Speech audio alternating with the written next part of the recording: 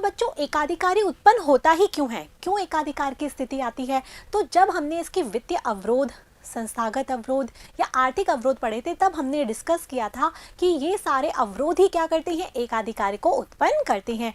और इसके अलावा भी स्रोत होते हैं जिसकी वजह से एकाधिकारी उत्पन्न होता है। तो आइए देखते हैं एकाधिकार के स्रोत। एकाधिकार उत्पन्न होने के कारण नई फर्मों के प्रवेश पर रुकावटें होती हैं और इन रुकावटों के लिए 3 महत्वपूर्ण कारण होते हैं। ये रुकावटों के लिए 3 महत्वपूर्ण कारण होते हैं। जो पहला कारण है वो क्या है, कच्चे माल पर पूर्ण नियंत्रण। कहने का तात्पर्य है कि एकाधिकार जिस वस्तु का उत्पादन करता है उसके लिए जो कच्चा माल चाहिए होता है उस पर उस एकाधिकार का पूर्ण नियंत्रण होता है, अर्थात कोई और उसमें उसका बंटवारा नहीं होता, उसको ले नहीं सकता, उसके पास सारे सोर्सेज होते हैं जिस वजह से वो उसका उत्पादन करता है और वो एकाधिकारी बन जाता है। ठीक है बच्चों, तो पहला क्या आएगा, कच्चे माल पर पूर्ण नियंत्रण। ठीक है, उत्पादक का पूर्ण नियंत्रण।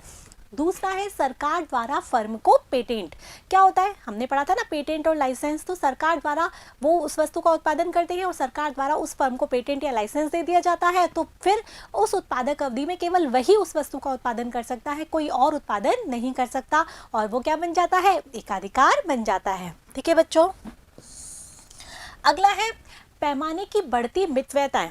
क्या होती है, पैमाने की बढ़ती मितव्ययताएं होती है जिसकी वजह से लागतें क्या होती है, कम होती है। मैंने आपको बताया था जब अवरोध पढ़ाए थे तब उसमें हमने डिस्कस किया था कि जितना बड़ा उद्योग होगा उतनी अधिक पैमाने की बढ़ती मितव्ययताएं पाई जाएंगी और उतनी अधिक लागतें क्या होंगी, कम होंगी। तो इस वजह से ही वो एकाधिकारी सर्वाइव कर पाता है। ठीक है बच्चों, तो पैमाने की बढ़ती मितव्ययताओं के कारण भी उत्पादन की लागत कैसी होती है, कम होती है।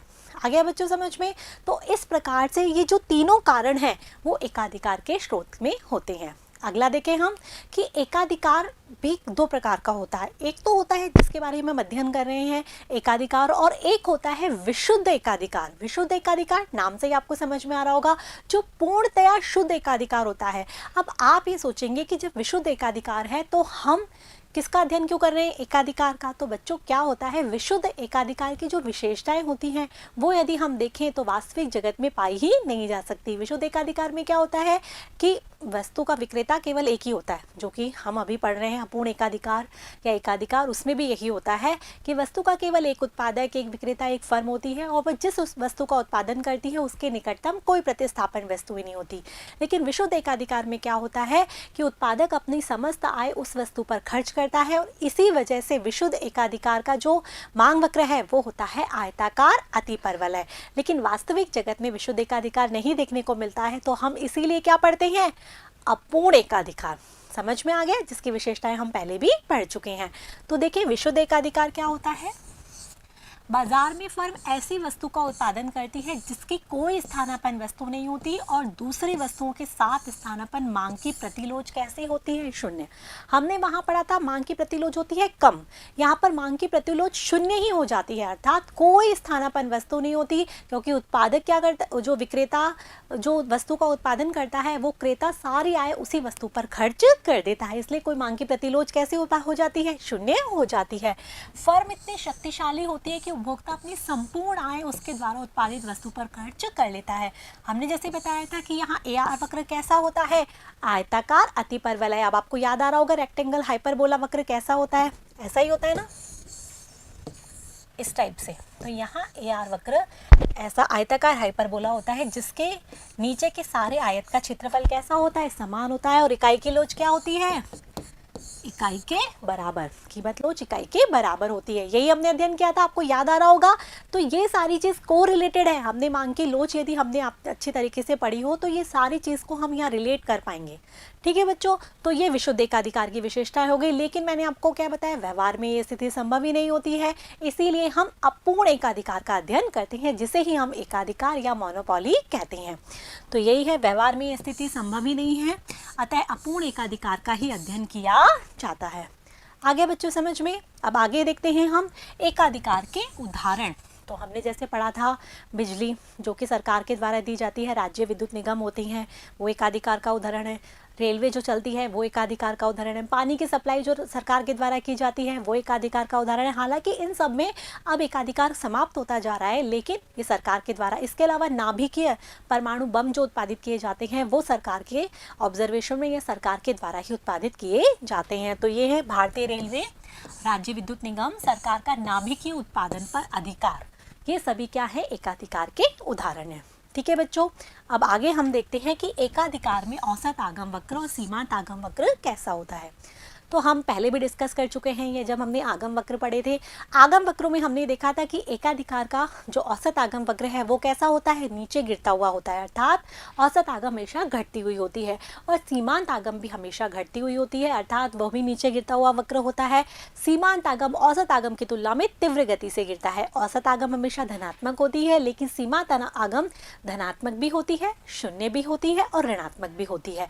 और औसत आगम वक्र और सीमांत आगम वक्र एकाधिकार में कैसे होती हैं, बेलोचदार, अर्थात कम लोचदार। ये हमने सारा अध्ययन किया था, आपको कुछ याद है नहीं याद है, उसी को हम थोड़ा थोड़ा रिवाइज करके यहाँ पर देखेंगे कि एकाधिकार में एकमात्र विक्रेता होता है। एकाधिकारी को वस्तु की अधिक इकाई विक्रय करने के लिए वस्तु की कीमत को कम करना पड़ता है। ये हमने अध्ययन किया था लास्ट वीडियो में कि एकाधिकारी यदि ये चाहता है कि वो क्या करे, अधिक व्यय उत्पादित करे उत्पादन, तो उसे क्या करना होगा, कीमतों को कम करना होगा। और यदि वो चाहता है कि कम कीमतें अधिक हो तो उसका उत्पादन क्या हो जाएगा, कम हो जाएगा। यही होता है ना कि वो एक चीज़ को ही निर्धारित कर सकता है, दोनों चीज़ें निर्धारित नहीं करता, दूसरी चीज़ अपने आप ही निर्धारित हो जाती है। अतः मांग वक्र कैसा होता है, ऋणात्मक ढाल लिए हुए। यही हमने पढ़ा था कि AR वक्र कैसा होता है, इस तरीके से ऋणात्मक ढाल लिए होता है। यदि कीमत निर्धारित है तो मात्रा स्वतः ही निर्धारित हो जाती है। यही बात थी हमारे यहाँ पर। इसके बाद AR और MR दोनों लंबवत अक्ष पर एक ही बिंदु से आरंभ होते हैं। हमने पढ़ा था ना पहले, ये एक बिंदु हमने ले लिया, यहाँ से AR शुरू होता है और यहीं से MR शुरू होता है। ये MR हो गया और ये AR हो गया।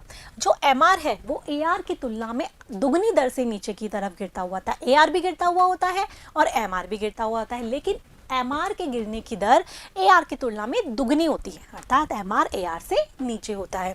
यही हमने अध्ययन किया था। आपको आगम वक्र आपने यदि अच्छे से पढ़े होंगे तो ये सारी चीज़ें तो आपको इजीली समझ में आ जाएंगी कि औसत आगम वक्र, सीमांत आगम वक्र दोनों नीचे गिरते हुए होते हैं और बेलोचदार होते हैं, कम प्रपाती होता है ये वक्र। समझ में आया, एक तो अच्छे से लोच लिया हो और एक नीचे गिरता हुआ लाइन के रूप में हो, सीधी खड़ी लाइन के रूप में, तो ये इस तरीके से होता है। अगला देखिए, अब हमारे पास ये सारणी है। ये सारणी का भी हमने अध्ययन किया था, आपको याद हो, जिससे हम TR निकाल सकते हैं, AR निकाल सकते हैं, MR निकाल सकते हैं। हमने बहुत सारे क्वेश्चन भी सॉल्व किए थे। हम इसको एक बार फिर देख लेते हैं। यहाँ पर दे रखी है कीमत, कीमत को ही हम क्या कहेंगे, AR। ये तो आपको बार बार बताने की मेरे हिसाब से तो ज़रूरत ही नहीं थी, लेकिन हम फिर भी रिवाइज कर देते हैं कि कीमत ही क्या होती है, औसत आगम होती है। तो 9, 8, 7, 6, 5, 4, 3, 2, 1 कैसी हो रही है, लगातार घटती हुई हो रही है। इसी तरीके से होती है ना, घटती हुई, हमेशा धनात्मक होती है 1। ठीक है, तो ये क्या हो गई हमारी AR। इसके बाद यदि हम मात्रा देखें तो 0, 1, 2, 3, 4, 5, 6, 7, 8 हो रही है। TR यदि हम देखें तो TR कैसा होता है, पहले कैसा होता है, बढ़ता है, फिर अधिकतम होता है और उसके बाद घटता चला जाता है। यही होता है 0, 8, 14, 18, 20, 20, 18, 14, 8। और बढ़ता भी कैसे है, पहले तो बढ़ता है 8, 8, 6, 4, 2, देख रहे हो ना, घटती दर से बढ़ता हुआ है।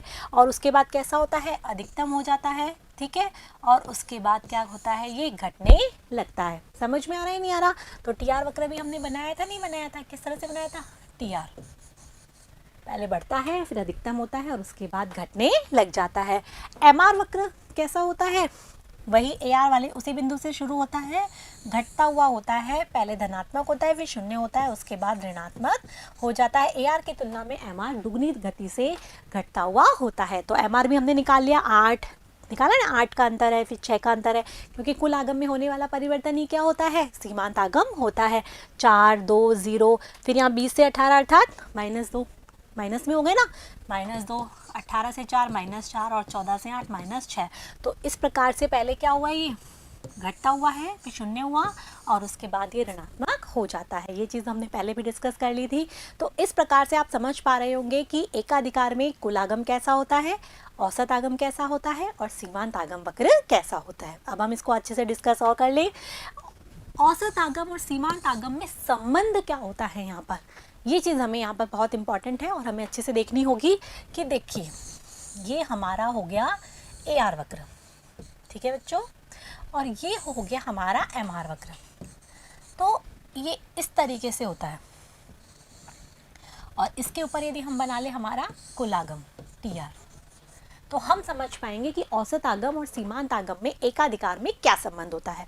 तो बच्चों जब को औसत आगम गिरता हुआ है तो सीमांत आगम भी गिरता हुआ है, ये तो हमने अच्छे से पढ़ लिया। लेकिन जब तक सीमांत आगम धनात्मक होता है, जब तक सीमांत आगम क्या होता है, धनात्मक होता है, तब तक औसत आगम की मांग की लोच कैसी होती है, लोचदार, अर्थात इकाई से अधिक। कैसी होती है, लोचदार, इकाई से अधिक।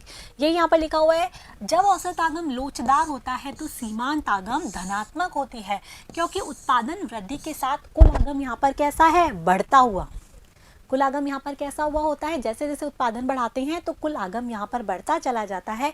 इसीलिए औसत आगम तो लोचदार होता है और सीमांत आगम धनात्मक होता है। अब अगला देखें, तो अगला क्या है कि औसत आगम का जो मध्य बिंदु है, औसत आगम का मध्य बिंदु कौन सा है, ये वाला, जहां पर लोच होती है इकाई के बराबर।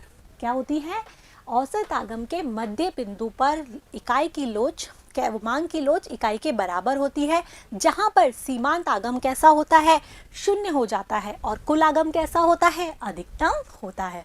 ये रिलेशन है जो कि आपको समझना होगा कि जो जहाँ पर सीमांत आगम शून्य होता है, अर्थात उत्पादन में वृद्धि होने पर कुल आगम में कोई परिवर्तन नहीं होता, कुल आगम अधिकतम होता है, सीमांत आगम शून्य होता है, वहाँ पर औसत आगम में इकाई की लोच के बराबर होती है। क्या होती है, औसत आगम का मध्य बिंदु होता है और वहाँ इकाई की कीमत की लोच इकाई के बराबर होती है। यही बात यहाँ पर लिखी हुई है कि औसत आगम के मध्य बिंदु पर मांग की लोच 1 के बराबर, MR बराबर 0 है, क्योंकि उत्पादन में वृद्धि कुल आगम को प्रभावित ही नहीं करती। यहाँ उत्पादन में वृद्धि होती है तो कुल आगम में कोई परिवर्तन नहीं होता। और तीसरी स्थिति यदि हम देखें तो तीसरी स्थिति में कुल आगम कैसा होता है, गिरता हुआ होता है, तो MR वक्र, सीमांत आगम कैसा हो जाता है, ऋणात्मक। और ऐसी स्थिति में औसत आगम कैसा होता है, इकाई से कम, अर्थात बेलोचदार होता है। अर्थात उत्पादन में वृद्धि करने पर कुल आगम कैसा होने लग जाता है, घटने लग जाता है। यही बात यहाँ पर है कि जब औसत आगम बेलोच होता है तो सीमांत आगम ऋणात्मक होता है, क्योंकि उत्पादन में वृद्धि कुल आगम में क्या लाती है, कमी लाती है। समझ में आ रहा है, नहीं आ रहा? तो इस तरीके से हम क्या देख रहे हैं कि औसत आगम की जो वक्र है, जो मांग वक्र है, हमने मांग वक्र पहले भी पढ़ा था कि एक ही मांग वक्र पे लोच कैसी पाई जाती है, अलग अलग पाई जाती है। बिंदु विधि आपको याद होगी, नहीं होगी? तो उसी को हम यहाँ पर डिस्कस कर रहे हैं कि ये औसत आगम वक्र अर्थात कौन सा वक्र है, मांग वक्र है। तो इसके विभिन्न बिंदु पर क्या होती है, मांग की लोच अलग अलग होती है। तो हम इसको किससे संबंधित बता रहे हैं, हमारे सीमांत आगम वक्र से। और वहाँ हम कुल आगम वक्र को भी डिस्कस कर रहे हैं कि कुल आगम वक्र क्या होती है, जब बढ़ती हुई होती है तब क्या होता है, और सीमांत आगम धनात्मक होती है। यहाँ तक आपको समझ में आ गया? जब सीमांत आगम धनात्मक होती है तो औसत आगम वक्र में मांग की लोच इकाई से अधिक होती है, अर्थात कैसी होती है, लोचदार होती है। जब औसत आगम वक्र, जब कुल आगम वक्र कैसा हो जाता है, अधिकतम हो जाता है, अर्थात सीमांत आगम क्या हो जाती है, शून्य, तो वह बिंदु औसत आगम वक्र का मध्य बिंदु होता है। ठीक है, और यहाँ पर इकाई, मांग की लोच इकाई के बराबर होती है। और इसके बाद क्या होता है, जब इसके बाद की हम यदि बात करें तो इसके बाद यदि और उत्पादन किया जाता है तो कुल जो हमारा आगम है उसमें कोई परिवर्तन ना होकर क्या होने लग जाता है, कमी होने लग जाती है। कुल आगम में क्या होने लग जाती है, कमी होने लग जाती है और सीमांत आगम ऋणात्मक हो जाता है, अर्थात यहाँ पर औसत आगम कैसी होती है, बेलोचदार, अर्थात इकाई से कम होती है। तो ये 3 संबंध है, समझ में आ गया ना आपको? एक ये वाला संबंध जहाँ पर लोचदार होता है क्या, औसत आगम वक्र, सीमांत आगम धनात्मक होता है। दूसरा संबंध जो कि मध्य बिंदु होता है औसत आगम का, यहाँ पर इकाई के बराबर होती है मांग की लोच और यहाँ पर सीमांत आगम शून्य होता है। और जो तीसरा संबंध है वहाँ पर क्या होता है, औसत आगम वक्र बेलोच होता है और सीमांत आगम वक्र कैसा होता है, ऋणात्मक होता है। तो ये 3 संबंध है, उसको आपको आसानी से समझ में आ जाना चाहिए। और ये डायग्राम जो कि आपकी बुक में भी अच्छे से बन रहा है, आपको इस तरीके से बना के आप इसको और भी अच्छे से समझ सकते हैं। ठीक है बच्चों, समझ में आ गया? तो इस तरीके से हमने क्या पढ़ा, औसत आगम और सीमांत आगम में संबंध। तो ऐसा क्यों होता है, क्योंकि उत्पादक ऊंची कीमत पर कम उत्पादन कर अपने कुल आगम को अधिकतम करने का प्रयास करता है। उत्पादक का लक्ष्य क्या होता है कि वो ऊंची कीमत रखे, उत्पादन कम करे, जैसे कि हमने पहले पढ़ा था कि औसत आगम वक्र है ये AR। तो इस हिसाब से यदि उत्पादक अपनी कीमत को ऊंची रखता है तो उसकी क्या होती है, मात्रा या उत्पादन कम होता है। तो वो क्या करता है, अधिक कीमत क्या करना, रखकर उत्पादन को कम कर कर अपने लाभ को अधिकतम करने का प्रयास करता है। एकाधिकार बाजार में कीमत व के उत्पादन का निर्धारण कुल आगम और कुल लागत विधि द्वारा या सीमांत आगम और सीमांत लागत विधि द्वारा किया जाता है। हमने 2 विधियां पढ़ी थी, कुल आगम और कुल लागत विधि। दूसरी विधि हमने पढ़ी थी सीमांत आगम और सीमांत लागत विधि। तो ये दोनों विधियां ही एकाधिकार में काम में ली जाती है। क्या करने के लिए, फर्म का संतुलन ज्ञात करने के लिए, अर्थात लाभ हानि हो रही है, क्या हो रहा है, ये ज्ञात करने के लिए हम इन दोनों विधियों को काम में लेते हैं। समझ में आ गया बच्चों? तो ये था एकाधिकार के बारे में, जहां हमने पढ़ा एकाधिकार के स्रोत, मतलब एकाधिकार क्यों उत्पन्न होता है, कच्चे माल पर पूर्ण नियंत्रण के कारण फर्म को पेटेंट मिल जाता है सरकार के द्वारा इस वजह से, और दीर्घकाल में पैमाने की क्या पाई जाती है, बढ़ती महत्वता पाई जाती है, जिससे औसत लागतें क्या होती हैं, कम होती चली जाती हैं। तो ये एकाधिकार के स्रोत के बारे में पढ़ा था। फिर हमने विशुद्ध एकाधिकार के बारे में जाना कि विशुद्ध एकाधिकार में तो क्या होता है, जो क्रेता है वो अपनी संपूर्ण आय उसकी वस्तु पर ही खर्च करता है, जो एकाधिकारी है उसकी वस्तु पर खर्च करता है। और यहाँ पर वक्र कैसा होता है, आयताकार अति परवलय होता है, मांग की प्रतिलोध 0 पाई जाती है। उसके बाद हमने एकाधिकार में औसत आगम और सीमांत आगम वक्रों के बारे में जाना कि दोनों ही गिरते हुए होते हैं, लेकिन औसत आगम वक्र हमेशा धनात्मक होता है, लेकिन सीमांत आगम वक्र धनात्मक, शून्य और ऋणात्मक तीनों होता है। फिर हमने औसत आगम वक्र और सीमांत आगम वक्र में संबंध को जाना कि जब औसत आगम वक्र कैसा होता है, मांग की लोड जहाँ पर इकाई अधिक होती है इकाई से, अर्थात सीमांत आगम वक्र धनात्मक होता है। जब सीमांत आगम वक्र कैसा हो जाता है, शून्य हो जाता है, वहां औसत आगम वक्र क्या होता है, इकाई की लोच के बराबर होता है। और जहां सीमांत आगम वक्र ऋणात्मक होता है, वहां पर औसत आगम वक्र क्या होती है, मांग की लोच इकाई से कम होती है। ये संबंध हमने अच्छे से देख लिया, तो आपको अच्छे से समझ में आ गया। अब नेक्स्ट वीडियो में हम क्या जानेंगे, यहाँ पर आपका एकाधिकारी जो हमने पढ़ा था, विशेषताएं, स्रोत, सब फिनिश होते हैं। अब हम नेक्स्ट वीडियो में जानेंगे अपूर्ण प्रतियोगिता के बारे में, और अपूर्ण प्रतियोगिता में भी हम पढ़ेंगे एकाधिकारात्मक बाजार की विशेषताओं के बारे में कि एकाधिकारात्मक बाजार की क्या क्या विशेषताएं होती हैं। ठीक है बच्चों, तब तक के लिए आपको क्या करना है, ये सारी चीज़ें अपनी कॉपी में नोट कर लेनी है, और ये डायग्राम की आप स्पेशली प्रैक्टिस कर लीजिएगा। अपनी बुक में भी आप अच्छे से देख सकते हैं, बहुत ही क्लियर बना हुआ है, और आपको अच्छे से फोकस होकर डायग्राम एकदम फ्री हैंड से बनाने हैं ताकि कोई गलती ना हो। ठीक है बच्चों, नोट्स आप प्रिपेयर कर ही रहे हैं, तब तक के लिए मेरे साथ बने रहिए, पढ़ते रहिए, बढ़ते रहिए। Thank you.